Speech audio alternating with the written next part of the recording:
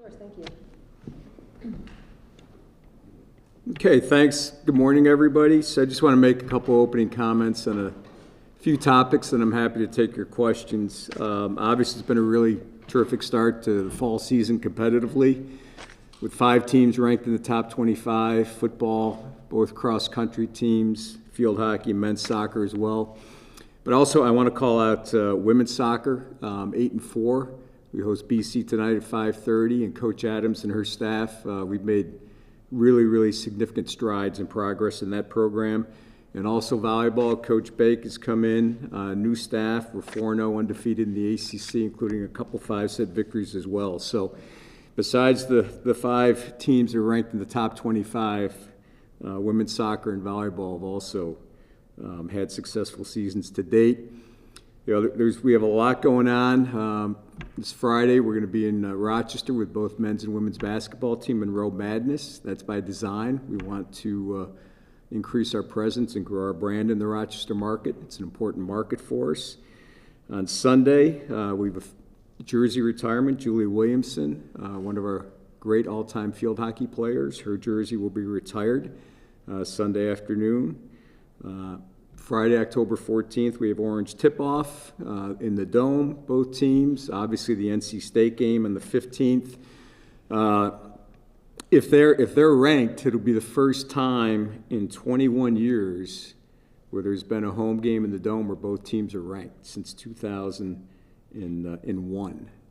So it has the opportunity to be a game of tremendous importance and tremendous impact in the conference and around the country. Ring of Honor at halftime in the NC State game will honor the 44ers, so we'll have families representing the Brown family, the Davis family, the Little family.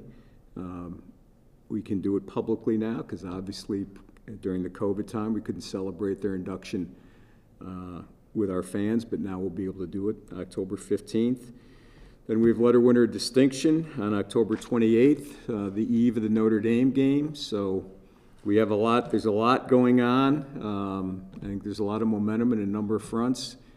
And now our objective and our goal is to capitalize on that momentum, keep that momentum strong with our sports in season now, and also obviously the start of the basketball seasons are right around the corner.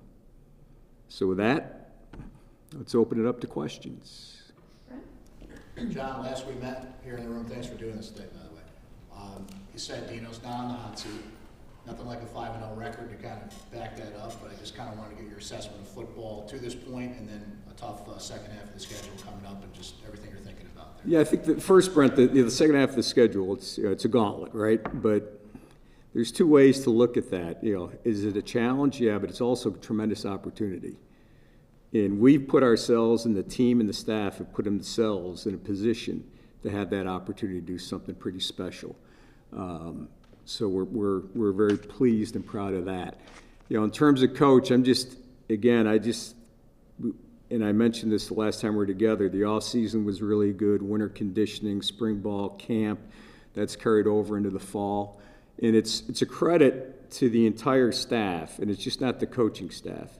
It's the support staff, right? It's strength and conditioning. It's sports medicine, our athletic training staff, academic advising, across the board. They all deserve credit for where we are, being 5-0. Other questions? Emily? You mentioned some of the other staff around this program, and you had talked highly of the assistants that Baker's brought in this offseason. Just now that you've gotten to see them in action a little bit more and talk to them, I'm sure, just what have your thoughts on some of those new assistant coaches been?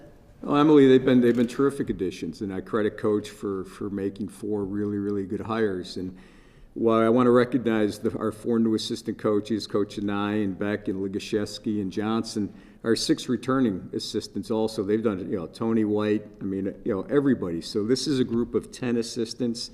There's great cohesion amongst the staff. So they all deserve a lot of credit, but clearly the 4 new assistants, they've had an impact on our offense that's noticeable. Michael Johnson, you see what's happening at wide receiver with guys emerging, Oronde Gadsden being the number 1 example of that, and our special teams significantly improved over last year, and Coach Ligashevsky deserves credit for that. And as Coach Baber said, it's really great to have the old Andre Schmidt back, because that's pretty good. Emily again? Yes. With all the head coaching positions that have opened up around the country, is there any concern about any of those assistants being poached or going off to other jobs with the success they've seen this season? No, and again, if you have success, right, then part of that success could be opportunities for some staff down the road, but we're not overly concerned about that. And if you do have something like that, it reflects well on your program. Other questions? Hey, John, Mark Folsom from News Channel 9. Great season, by the way. Thank you, Mark. I have a question, sort of off topic. We've gotten a lot of calls in the newsroom about the sound at the Dome, and we were wondering if you're aware of the sound problems and if there's a plan to perhaps rectify it, if there's some plan in the works. I'm well aware. I get feedback from the fans. Pete, Sal, and his team, they're tweaking it constantly to try to improve it across the board. So we're going to continue to tweak and see if we can get it to where we all desire it to be for our fans. It's a priority. Why, when you redesigned the JMA Dome, that wasn't taken into account to begin with before the season started? It was taken into account, but you really can't replicate. You build something, but then you can't replicate when you get 35, 40,000 people in there, right? And I think one of the things, I'm no engineer, but I think one of the things is it's louder. It's louder with this roof than it was the older roof. And I don't know, maybe it's the sound just goes up, comes back down, or whatever. I look at it as, we're over 40,000 for NC State. We have an opportunity to have an incredible home field advantage here. Incredible home field advantage. I think you all saw the quotes, the writer from Purdue, the Purdue game. Okay, he's been at Michigan. He's been at Ohio State, Penn State. He's been the biggest places in the country. He said, I've never been a place that's as loud as a JMA Dome. So we have a tremendous home field advantage. Our fans have been great. Again, we're pleased to be over 40,000 for NC State. Notre Dame's selling really well as well. And our fans can have a direct impact on the game. There's no question. And we want this to be one of the more difficult environments to play in. Thank you for taking my question. Sure. Mark? Mark Frank, on the eve of men's basketball starting, I was wondering if you could give us your thoughts on how you feel the state of men's basketball is right now and whether the uncertainty of Coach Boeheim's retirement is affecting recruiting as it has this year. I think if you look at the 6 freshmen that we have, we've got 6 really good players, so no impact on recruiting. We have 7 new players in total, and I'm excited about the potential of this team. It'll be young, but there's a lot of interchangeable parts on this team, and it'll be really interesting to see Coach Boeheim and his staff ultimately how they mold this team and how they shape this team. I think this will be a fun team to watch. I'm excited for them. Mike Waters? John, last time we were here, when the subject of NIL came up, you said you wanted to do it the right way. Right. I wondered what your reaction is to the recent news that one of your most prominent boosters, Adam Weitzman, is going to get into the game with $1 million to a single recruit. Yeah, and it's an individual decision, right, that Adam makes. Which he can do. That's the world of NIL, and it's a totally new world for everybody. Mike, we've been supportive of NIL since day one. We're going to continue to be supportive for our athletes to be able to monetize. We've educated our athletes. We continue to be supporters of them in identifying opportunities for them. So nothing's changed in that sense. As I understand it with the NIL rules, if it's money to go to a recruit, it can't be on behalf of a specific school, as most of the NIL deals we've seen here so far have been, like the tailgates and stuff like that. Right. So when Adam comes out with this idea, can you even have conversations with him about the idea? I've not had any. Can you? I've chosen not, I've not had any. Mark? Just as a follow-up to that, to your knowledge, do you know if any recruits have made decisions to go elsewhere based on NIL that they're receiving? No, We've not seen that. I mean, I will tell you, we had members of our football team, they were encouraged to go in the portal, and, lucrative deals were available. And I give them tremendous credit, their loyalty to our program, loyalty to their teammates, to Coach Babers and our staff. It's the world that we live in. Other questions for John? Brett?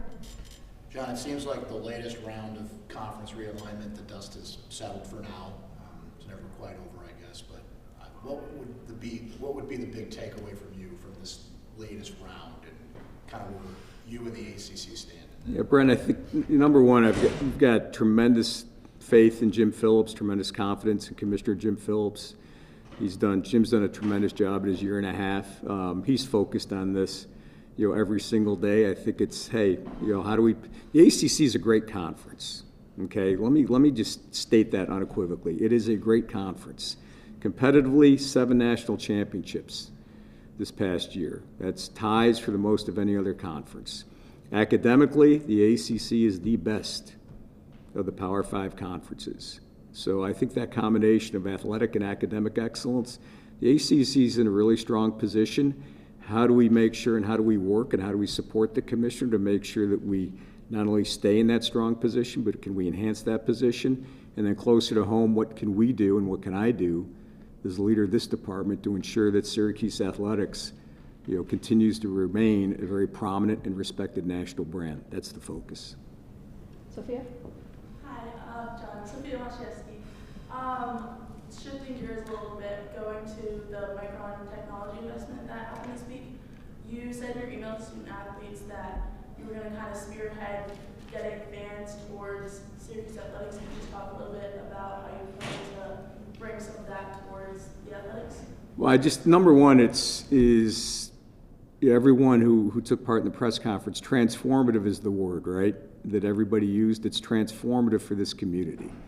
And it's a great day for the community. And I say that not as an athletic director, I say that as a private citizen, right? It's a wonderful, wonderful day for Central New York. I think what it does in terms of put Central New York on the map, when we're out recruiting, student athletes and their parents, we can talk about, we're going to be one of the most sophisticated tech centers in the country, right? There will be opportunities for your son, for your daughter postgraduate. You look at Micron. You look at what JMA's done, right, with their commitment to this area. We're going to be on the cutting edge of groundbreaking, technology right here in Central New York, and we should be incredibly proud of that. And to me, it's just going to energize this community, and it's going to drive tremendous growth in all of us. Again, as a private, all of us should feel incredibly, incredibly proud and thankful for Micron choosing Central New York, because it will be a transformative event. Mike, a couple more? Yeah. Tomorrow night in Rochester, you got the Monroe Madness. Before the team takes the floor, there's going to be like an NIL panel. Correct, Mike. Is that to educate fans or encourage fans? It's to educate. It's to educate and encourage. Frankly, because we have the 315 Foundation. 315foundation.org. We have Athletes Who Care, which you guys have covered, and some of our football players, they were at the Samaritan Center on Monday doing their charitable activities. So it is to educate. It also is to encourage people. If they want to participate, here's how they can help. And we did one here in the summer as well. So we need to education's a big part of it. Then it's obviously an individual decision, and we respect that. Time for a couple more questions. Anybody? Emily? Last time Dino Babers had his contract extended was back after the 2018 season. Have there been any discussions yet this year of another extension or renewing that or changing it at all? We're focused on NC State. Really focused on NC State. All I had to do was watch those linebackers against Clemson and that defensive front. Focused on NC State. Anything else for John today? Thank you very much for joining us. John, thank you for your time today. Thanks, everybody. Appreciate it. Have a great day. Thanks.